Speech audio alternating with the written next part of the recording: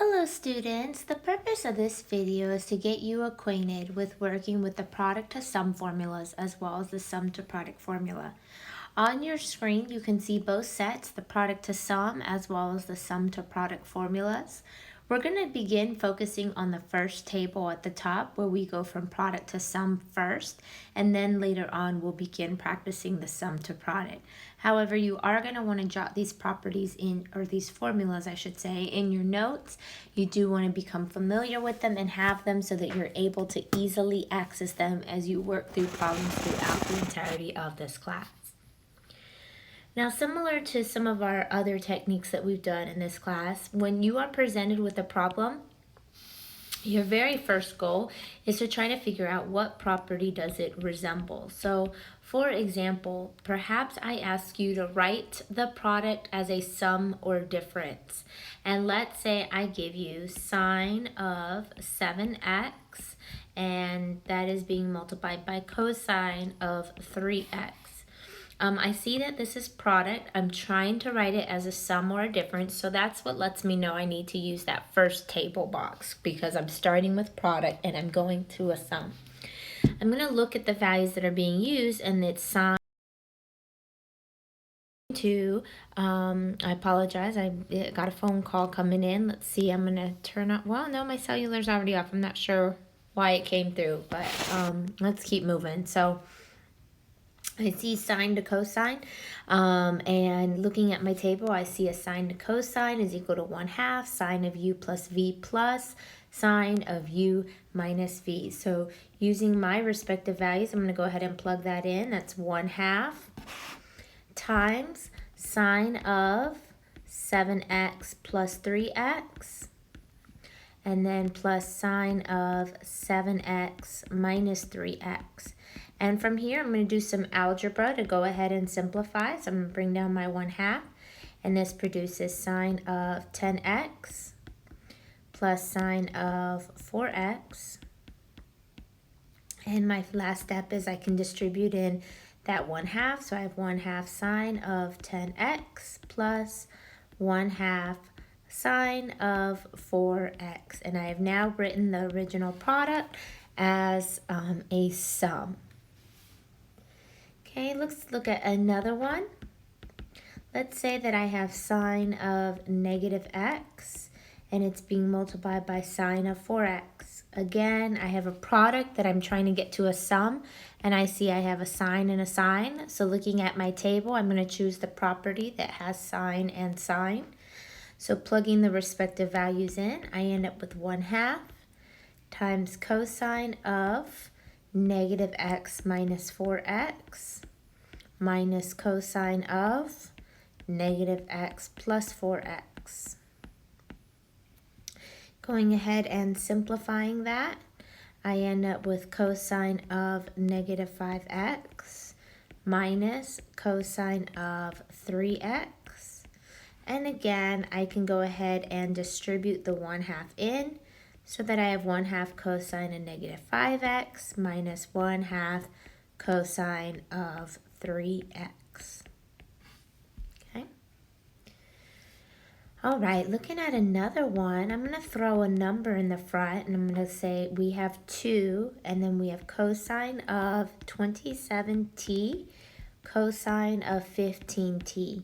I'm going to encourage you to pause this video, try this on your own, and see if you can figure it out, and then resume the video once you have it. If you would like a hint, I'll give you a first hint because this 2 is a little different. I'm just going to bring that down as I then begin to work out the formula part for this portion here.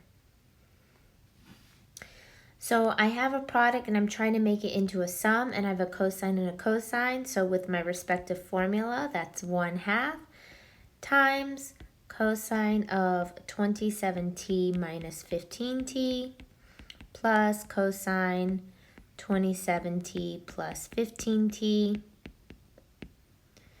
And the 2 that I brought down, it's going to multiply whatever I originally have. Well, the 1/2 and the 2, they equal 1, so they cancel one another out. And so I end up being left with cosine of 27t minus 15t is 12t, plus cosine of 42t.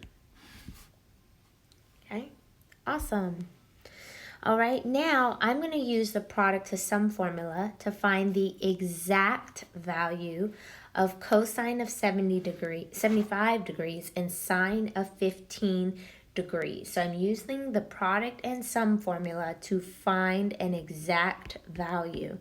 And again, the problem is cosine of 75 degrees, sine of 15 degrees. So again, I want to look at my values. I have cosine and sine to choose my respective formula, which is then going to produce 1/2 times sine of 75 degrees plus 15 degrees minus sine of 75 degrees minus 15 degrees. Simplifying that down, I get 1/2 of sine of 90 degrees minus sine of 60 degrees. And sine of 90, looking at my unit circle, is equal to 1. And sine of 60 is equal to the square root of 3 over 2. And don't forget to bring down your 1/2. And then simplifying that further, I have 1/2 times 2 minus the square root of 3 all over 2, which I can then simplify to 2 minus square roots of 3 all over 4. And I have now found the exact value using the product to sum formula. All right, awesome. So hopefully you feel like you've got a good hang on this. Now we're going to go backwards and we're going to do sum to product formula. So now we're using that bottom table. And this time I want you to take each sum or difference and I would like, or excuse me, I think I said that wrong. Hold on, let me go back up here. Yes, sum to product. I apologize. I don't know what I'm thinking.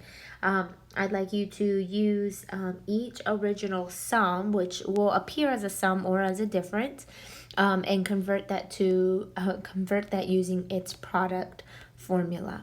Okay, so let's say that I give you sine of, let's throw in just something that looks a little nasty, 7 theta plus sine of 4 theta.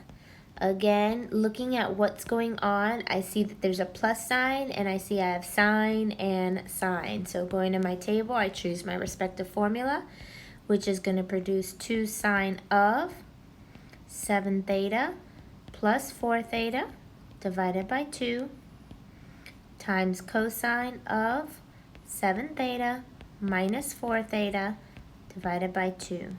And simplifying that out, I end up with 2 sine of 11 theta divided by 2 cosine 3 theta divided by 2. All right, I'm going to challenge you to try to pause this video as you go to solve this next one. We're going to do cosine of alpha minus cosine of 3 alpha. Remember that alpha is just another variable. If you don't like alpha, change it to an x. There's nothing wrong with that. But I encourage you to try this one, pause the video, and then resume once you're ready to get started. You see that there is a difference and you have a cosine and a cosine. So choosing the respective formula, you end up with -2 sine of alpha plus 3 times alpha all over 2 times sine of alpha minus 3 alpha divided by 2. Simplifying that down, I have -2 sine of 4 alpha divided by 2, which is going to give me 2 alpha, and then sine of -2 alpha divided by 2, which is a negative alpha. Now, this is a property that we learned previously, if you recall. This was our even-odd property, so you can look back to those if you don't quite remember it. But keep in mind that this is also equivalent to negative sine of alpha. So I'm actually going to rewrite this to further simplify using the even-odd property. And that's going to produce the... let me see, I'm going to choose a different color here just so I make sure you follow along. I'm replacing the yellow with the negative. So I'm going to have a negative and a negative. Those two negatives are going to now make a positive. And I have a positive 2 sine of 2 alpha times sine alpha. Okay? All right, awesome. Let's try another one. Again, I encourage you to pause this video and hop back on when you feel like you have gotten it.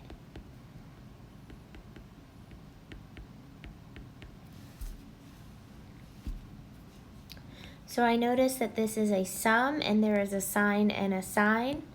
So with that being said, using my formula, I have 2 sine of 2t plus 12t divided by 2 and cosine of 2t minus 12t all divided by 2. This is going to produce 2 sine of 12 plus 2 is 14t divided by 2 is 7t.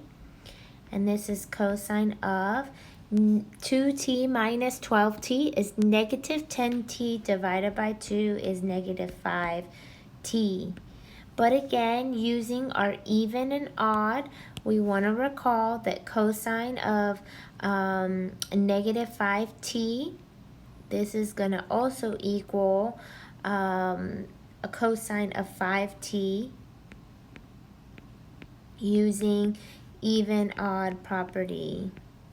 So don't forget those even and odd properties. Therefore, your final answer is going to be 2 sine of 7t times cosine of 5t. And for the very last problem, we're going to do one like the one we did above where we were trying to find the exact value. We started out with product in this example. We had cosine of 75 degrees times sine of 15 degrees. This time we're also going to try to find the exact value, but now we're going to start out with a sum. So we're going to start out with cosine of 225 degrees, and we're going to add that to cosine of 195 degrees.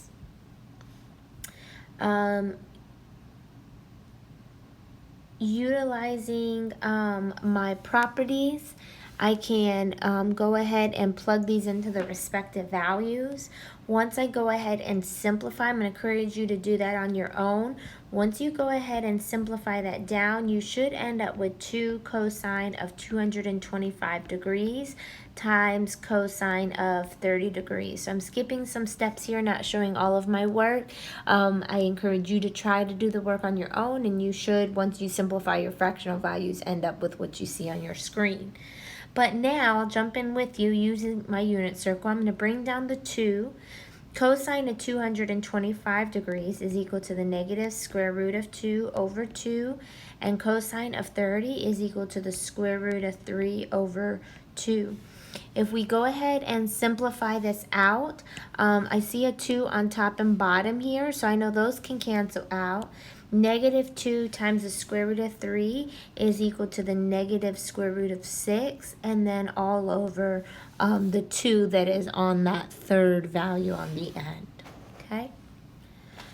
All right, awesome. That concludes this section. I hope you found this video helpful as always. If you have questions or concerns, please don't hesitate to reach out.